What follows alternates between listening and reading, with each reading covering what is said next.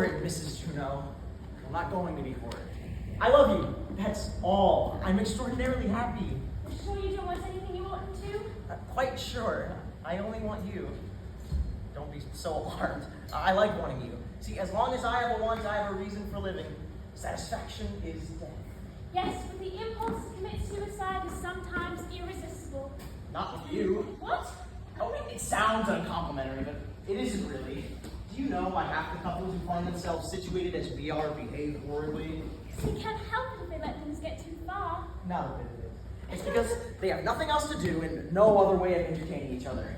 You don't know what it is to be alone with a woman who has little beauty and less conversation. She can't talk interestingly, and if he talks that way himself, she doesn't understand him. He can't look at her. If he does, he only finds that she isn't beautiful. And before the end of 5 minutes, they are both hideously bored. And the only thing that can save that situation is what you call being horrid. I wonder, when one feels in danger, one talks like mad to stave it off, even when one doesn't quite want to stave it off. One never does quite want to stave it off. Danger is delicious, but death isn't. We court the danger, but the real delight is in escaping after all. I don't think we'll talk about it anymore. Danger is all very well when you do escape, but sometimes one doesn't. And I don't feel as safely as you do, if you really do. But surely you can do as you please without injuring anyone, Mrs. Juno. That is the whole secret of your extraordinary charm for me. I don't understand. Well, I hardly know how to begin to explain it, but the root of the matter is that I'm what people call a good man. I thought so until you began making love to me. But you knew I loved you all along. Of course, but I depended on you not to tell me so. Your letting it out spoiled it. And it was wicked besides. Not at all. You see, it's a great many years since I've been able to allow myself to fall in love again. I know lots of charming women, but the worst of it is, they're all married. I'm surrounded by women who are most dear to me, but they all have a post sticking up, if I can put it that way, with the inscription, "Trespassers will be prosecuted." How we all loathe that notice. You know, I have had that accursed board between me and every dear and desirable woman until I thought I had lost the power to fall really and wholeheartedly in love again. Wasn't there a widow? No, widows are extraordinarily scarce in modern society. Husbands live longer than they used to, and even when they do die, they have a string of names down for their next. Well, what about the young girls? Who cares for young girls? They're sympathetic. They're beginners. They don't attract me. I'm afraid of them. That's the correct thing to say to a woman of my age. But it doesn't explain why you seem to have put your scruples in your pocket when you met me. Surely it's quite clear. No, don't explain. I don't want to know. It doesn't matter anyhow. Our voyage is over, and tomorrow I shall start for the north towards my poor father's place. Your poor father, I thought he was alive. So he is, unless you've heard anything. You said your poor father. Oh, that's a trick of mine. A rather silly trick, I suppose. But there's something quite pathetic to me about men. I find myself calling them poor so-and-so when there's nothing whatever the matter with them. But... Oh, Lord! What is it? Nothing. Nothing, nonsense, you're ill. No, it was something about your late husband. My late husband? Don't tell me he's dead. Don't tell me he's alive. Of course he's alive. What made you think he wasn't? The first day we met on the boat, you spoke to me of your poor, dear husband. Is that all? Well, afterwards you called him poor Tops. He was always poor Tops, our poor, dear Tops. What could I think? Oh, I wish you hadn't given me such a fright about him, for I haven't been treating him very well at all. And neither have you. And you mean to tell me you're not a widow? Gracious, no, I'm not in black. Then I have been behaving like a blackguard.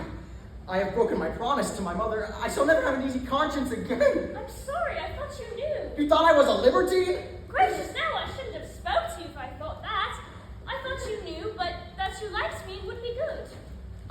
I thought the burden of being good had fallen from my soul at last. I saw nothing there but a bosom to rest on. The bosom of a woman whom I could dream without guilt. What do I see now? Just what you saw before. No! What else? Trespassers will be prosecuted. Trespassers will be prosecuted. They won't if they hold their tongues.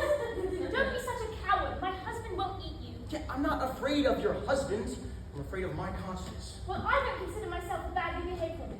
for nothing has passed between us that is not perfectly nice and friendly. But honestly, to hear a grown man talk of promises to his mother. Yes, I know all about that. It's not romantic. It's not Don Juan. It's far deeper in our blood and bones than all of that romantic stuff. You know, my father got into a scandal once. That's why my mother made me promise never to make love to a married woman. And now that I've done it, I can't feel honest. And don't try to despise me or laugh at me. You feel it too. You said just now your own conscience felt uneasy when you thought of your husband. What will it be when you think of my wife? Your wife? Don't you dare sit there coolly and tell me you're a married man. I never led you to believe I was unmarried. You never even had the faintest hint that you had a wife. I did indeed. I discussed things with you that only married people really understand. I thought it was the most delicate way of letting you Well, know. you are a daisy, I'm sure. I suppose that's vulgar. But really, you and your goodness. However, now that we've found one another out, there's only one thing to be done. Will you please go? Yeah, I ought to go. We'll go. Yes, but somehow can't. My conscience is active, my will is paralyzed.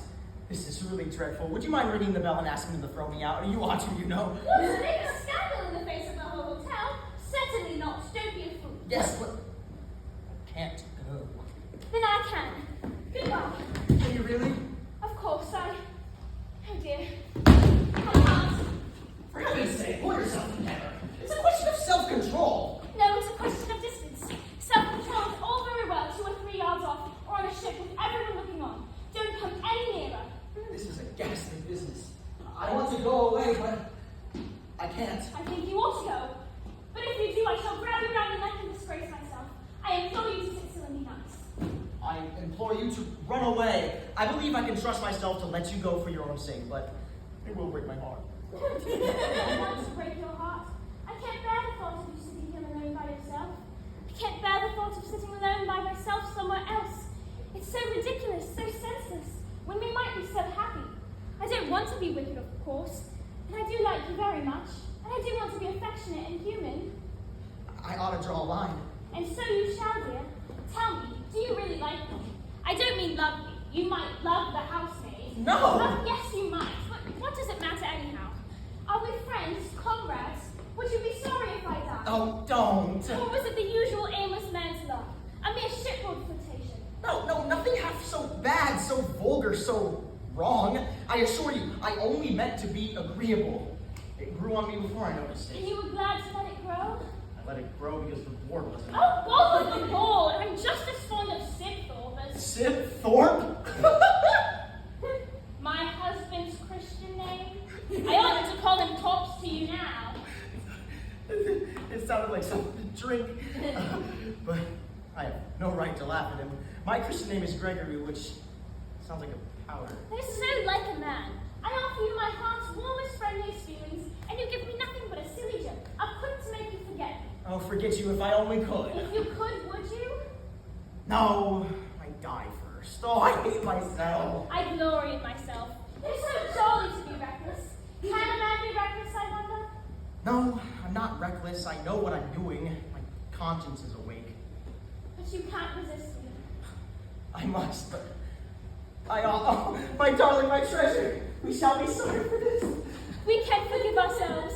Can we forgive ourselves if we let this moment slip? I protest to the last. I have no will. Nothing on earth or in heaven can part us now. You know that, don't you? Of course I know.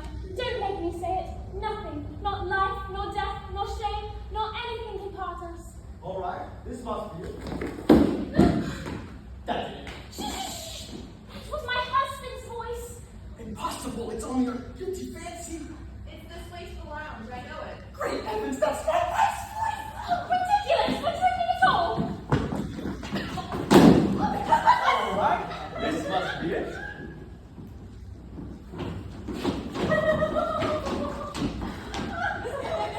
Sit down, I'll show you something. Yes, that's right. Don't break my going. Say, this server's quite warm, isn't it? Is it? I don't notice it. I expect the sun's been on it.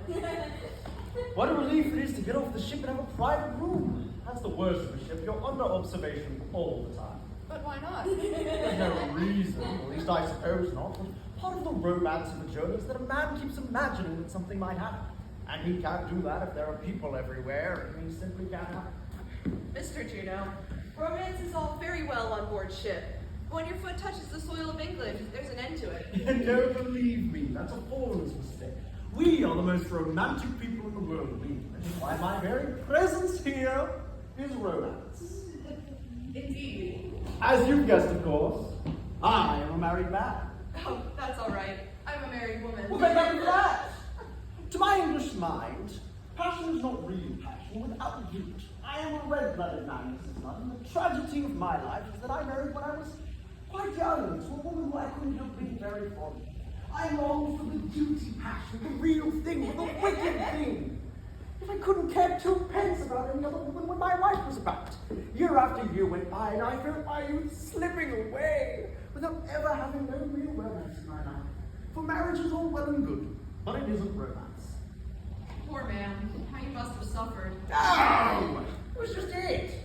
I wanted to suffer. You get so sick of being happily married. It's always the happy marriages that break up. At last, I convinced my wife we ought to take a holiday. 10 holidays every year. There was a seaside and so on. That's not what we meant. We meant a holiday from one another. How very odd. She said it was a great idea. We each agreed to go round the world in different directions. I started for Suez, and the day she sailed for New York. That's precisely what Gregory and I did. Now I wonder, did he want a holiday from me? What he said was that he wanted the delight of meeting me after a long absence. Oh, could anything be more romantic than that? What eloquence. It reminds me of my husband, when he was in love before we were married. Are you in love? Yes, with the same woman. Of course, I didn't suppose you were in love with 2 women. I don't think you quite understand. I meant I'm in love with you. Oh, that. Men do fall in love with me. They seem to think me a creature of volcanic passions. Our house is always full of women who are in love with my husband and men who are in love with me. We encourage it because it's pleasant to have company. And is your husband as insensible as yourself? Oh, Gregory's not insensible. Very far from it. I'm the only woman in the world for him. But are you as insensible as you claim? I never said anything of the sort. I'm not insensible by nature, but I don't know whether you've noticed it. I'm what people call a rather fine figure of a woman. Oh, noticed it! Oh, Mrs. Love, have I been able to notice anything else since we've met? There you go, like all the rest of them. I ask you, how do you expect a woman to keep up what you call her sensibility when this sort of thing has been happening to her about 3 times a week ever since she was 17? It used to upset me and terrify me at first. Then I rather got a taste for it. It came to a climax with Gregory, that's why I married him. I don't mind your declaration. I dare say it gives you a sort of pleasure to make it. I quite understand that you adore me, but if you don't mind, I'd rather you didn't keep on saying so. And is there no hope for me? Oh, yes. Gregory has this idea that married women keep lists of the men they'll marry if they become widows. I'll put your name down if that will satisfy you. Is the list long? What? The real list? Not the one I showed Gregory. That one's got hundreds of names on it. The little private list he better not see. Well, you put me on, say you will. Perhaps I will. Now don't begin abusing the privilege. May I call you by your Christian name? Oh, no, it's way too long. You can't go about calling a woman Seraphita. Seraphita? I used to be called Sally at home, but when I married a man named Lon, of course, that became ridiculous. It's my one little pet joke. Call me Mrs. Lon for short. And change the subject, or I shall go to sleep. But I can't change the subject. For me, there is no other subject. Why else would you put me on your list? Because you're a solicitor. Gregory's a solicitor. I'm used to my husband being a solicitor and telling me things he oughtn't to tell anybody. Is that all? I can't believe the voice of love has ever thoroughly awakened in you. No, it sends me to sleep. It's no use, Mr. Juno. I'm hopelessly respectable. The Jenkinses always were. Don't you realize that unless women were like that, the world couldn't go on as it does? You think it goes on respectably, but I can tell you, as a solicitor... Stuff! Of course, all the disreputable people who get into trouble go to you, just as all the sick people go to doctors. But most people never go to a solicitor. Tell me, Miss, do you think a man's heart is particular? or a turnip, or a ball of knitting wool, you can just throw it out like this? I don't throw away balls of knitting wool. To me, a man's heart seems much like a sponge. It soaks up dirty water as well as clean. I've never been treated like this in all my life. Here I am, a married man, with a most attractive wife, a wife which I adore and who adores me, and who has so much as never looked at any other man since we married. And bring all of this to your feet. I, a solicitor, braving the risk of your husband throwing me into divorce court, making me a beggar and an outcast, and you treat it as if I made a real sacrifice, as if I told you to fine evening, asked you to have a cup of tea. It's not right. That has its rights as well as respectability. Nonsense.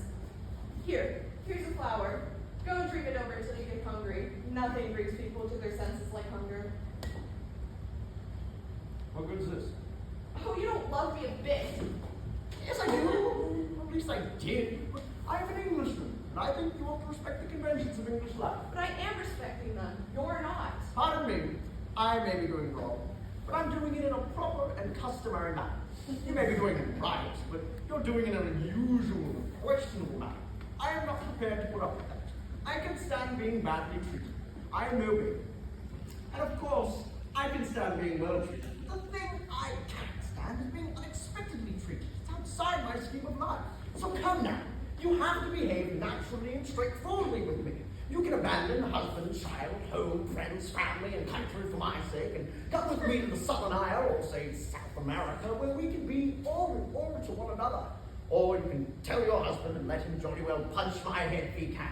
But I'll be damned if I'm going to stand in the eccentricity. It's not right. Will you have goodness, sir, in addressing this lady to keep your temper and refrain from using profane language? Gregory, darling. You made love to another man to my face? Why, he's my husband. What a nice world it would be if married couples performed their affections in front of everybody. This is ridiculous. What the devil business is it of yours what passes between my wife and myself? You're not her husband, are you? Not at present, but I'm on the list. I'm a prospective husband.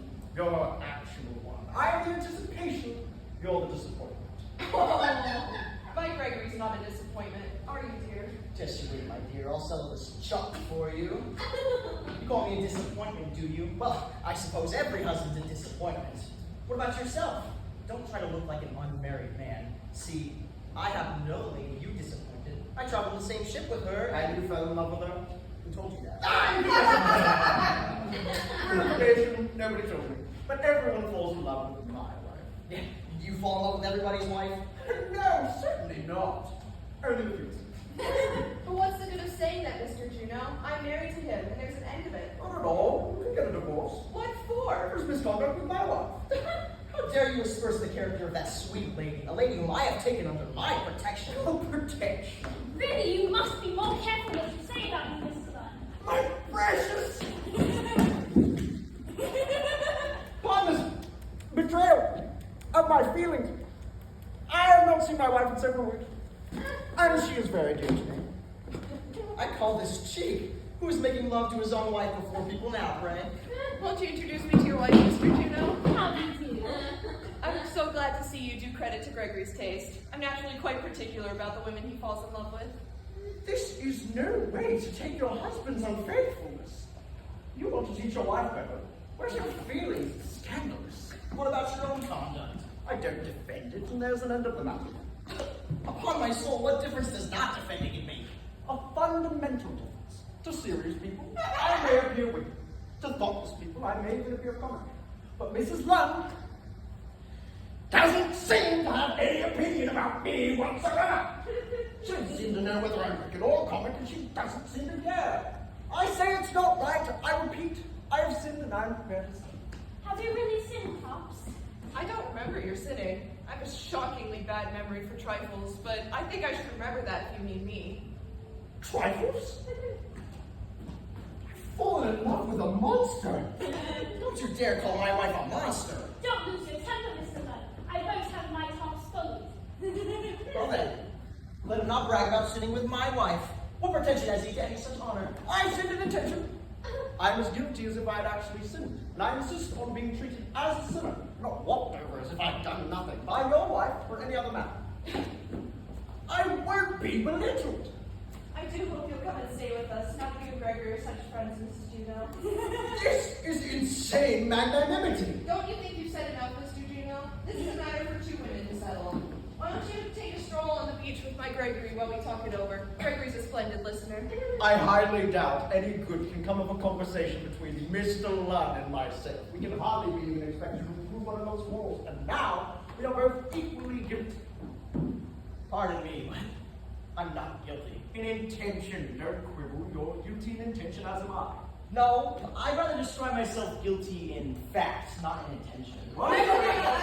Yes, I maintain I am responsible for my intentions only, not for reflex actions over which I have no control. I promised my mother I would never tell a lie or make love to a married woman, and I never have told a lie. Gregory? I say never! On many occasions, I have resorted to verification, but on great occasions, I have always told the truth. See, I solemnly declare that I did not know until this evening that Mrs. Juno was married. She would bear me out when I say that from that moment, my intentions were strictly and resolutely honorable, though my conduct, which I could not control and therefore am not responsible for, was disgraceful, or would have been had this gentleman not walked in and begun making love to my wife under my very nose. Well, I like this. Really, darling, there's no use in the pot calling the kettle black. When you say darling, may I ask which of us you are addressing? I don't know. I'm getting hopelessly confused. Well, why don't you let my wife say something? I don't think she ought to be thrust in the background like this. I'm sorry, I'm sure. Please excuse me, dear. I don't know what to say. I really must think it over. I've always been rather severe on this sort of thing, but when it came to a point, I didn't behave as I thought I should behave. I didn't intend to be wicked, but nature, or whatever you choose to call it, didn't take much notice of my intentions. And I really did think, Tops, that I was the only woman in the world for you. It's all right, my precious. Mrs. Lunn thought she was the only woman in the world for him. So she is, in a sort of way. And so's my wife. Don't set up to be a better husband than me. You're not. I have heard I'm wrong. You have not. Are you sorry, Gregory? Sorry? Yes, sorry. I think it's about time you apologize and make friends with Mr. Juno before we all dine together. Seraphita, I promised my Oh, mother. bother your mother! A promise is a promise. I cannot tell a deliberate lie. I know I ought to be sorry, but the flat fact is I'm not sorry. I find that in this business, somehow or other, there's a disastrous separation between my moral principles and my conduct. There's nothing disastrous about it. It doesn't matter your principles as long as your conduct is all right. Well, it doesn't matter your principles if your conduct is all right. Oh, great deal, Gregory. Don't be rude. Mr. Juno's a very nice man and has been most attentive to me on the voyage. And Mrs. Juno's a very nice woman. She oughtn't to be, but she is.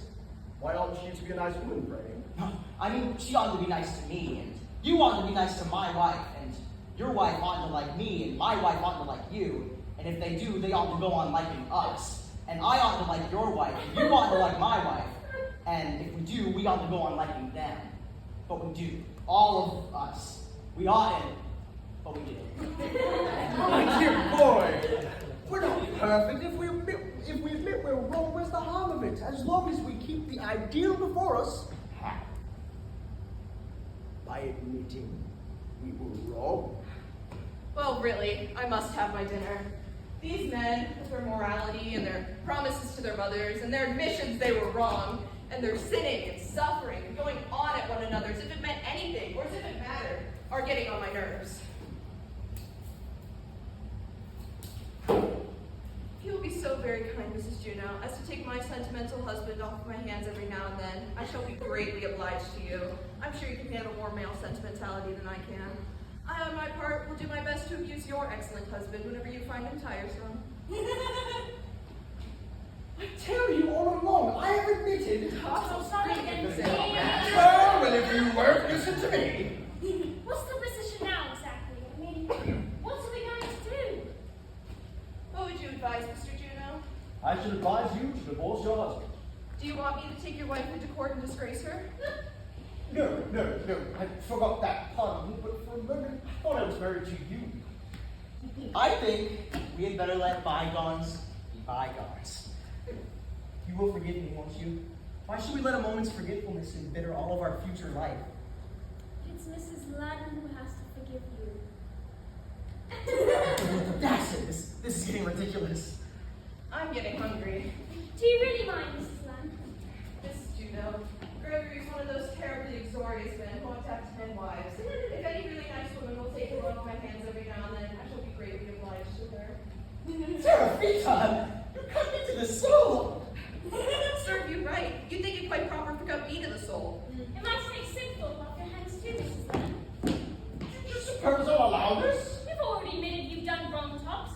What's the use of you allowing or not allowing after that? I do not admit I've done wrong. I admit what I did was wrong. Can you explain the distinction? It's quite plain to anyone but an imbecile. If you tell me I've done wrong, you insult me. If you say what I did was wrong, you merely raise a question of morals. I tell you flatly, if you tell me I've done wrong, you will have to fight me. Hell, I think we ought to fight anyhow. I don't particularly want to, but I feel England expects us to. I won't fight you. If you beat me, my wife would share the humiliation. If I beat you, she would sympathize with you and loathe me for my brutality. Not to mention that as we are human beings and not reindeer or barn door fowl, if any man presumed to fight for us, we couldn't rightfully speak to either of them again. Besides, we neither of us know how to fight, and so neither of us could beat the other in a fight. We should only blacken each other's eyes and make fools of ourselves. I do not admit that. Every Englishman can use his fists. You're an Englishman. Can you use yours? I presume so. I have, never tried. You never told me you couldn't fight, Tops. You always told me you were an accomplished boxer. My precious, I never gave you any ground for such a belief. You always spoke as if it were a matter of course. You spoke with the greatest contempt of men who didn't kick other men downstairs. Well, I can't kick Mr. Lunn downstairs. We're on the ground floor. And throw him into the harbour. Do you want me to be thrown into the harbor? No, of course not. I only want to show Tops that he's making a ghastly fool of himself. We're all making fools of ourselves. Well, if we're not to fight, I insist at the very least of you never speaking to my wife again. Does my speaking to your wife do you any harm? Not really, but I feel it's the proper course to take. We must behave with some sort of decency. And are you never going to speak to me again, Mr. Juno? I'm prepared to promise never to do so. I feel your husband has the right to demand that. Then, if I speak to you afterwards, it will not be his fault. It will be a breach of my promise, and I will not attempt to defend my conduct. And I shall talk to your wife as often as she'll let me. I have no objection to your speaking to me, Mr. Lamb. Then I shall take steps. What steps? Steps. Measures. It's not far enough. Proceedings. Whatever steps this may seem advisable. Can your husband afford a scandal, Mrs. Juno? No. Never mind. I'm very sorry I let you in for all this, Mrs. Juno. I don't know how we can contrive to make feelings like ours, which seems to me to be beautiful and sacred feelings, and which led to such interesting and exciting adventures end in vulgar squabbles and degrading scenes. I decline to admit that my conduct has been vulgar nor degrading. I promise. Look here, old chap. I don't say a word against your mother. I'm sorry. She's dead. But really, I mean, most women are mothers, and everyone dies eventually, yet that doesn't make them infallible authorities on morals, does it? I was about to say so myself. Let me add that if you do things merely because you think some other fool expects you to do them, and he expects you to do them because he thinks you expect him to expect you to do them, it will end in everybody doing what nobody wants to do, which, in my opinion, is a silly state of things. Mr. Love, I love your wife, and that's all there is about it. Mr. Juno, I love yours. What then? Clearly, she must never see you. What? Why not? Why not, my love? I'm surprised at you. Am I to only to speak to men who dislike me? Yes, I feel properly speaking, that's a married woman's duty. Then I won't do it. That's flat. I like to be liked. I like to be loved. I want everyone round me to love me. I don't want to meet or speak to anyone who doesn't like me. Oh, my precious, this is the most horrible immorality. I don't intend to give up on meeting you, Mr. Juno. You amuse me very much. I don't like being loved. It bores me. But I do like to be amused. I do hope we shall be married, but I also hope we shall not defend our home. This is unendurable. We've all been flirting. Need we go on footling about? I don't know what you call it. You do your footling. Mr. Lunn is footling. Can't we admit we're human and be done with it? I have admitted from the very beginning Then that stop footling! Thank heavens, time for dinner. Gregory, take in Mrs. Juno. But surely I'd have taken our guest and not my own wife. Well, Mrs. Juno's not your wife, is she? Of course, I beg your pardon. I'm hopelessly confused. You seem quite afraid of me. I am. I simply adore you. I've told Mrs. Juno I simply adore her. Yes, dear, she's a darling. Now, Sibthorpe. you've called me Sipthorpe. I feel Mr. Love's conduct fully justifies me in allowing you to do it. Yes, I believe you may let yourself go now. Seraphita, I worship you beyond expression. Sibthorpe, you amuse me beyond description. Come.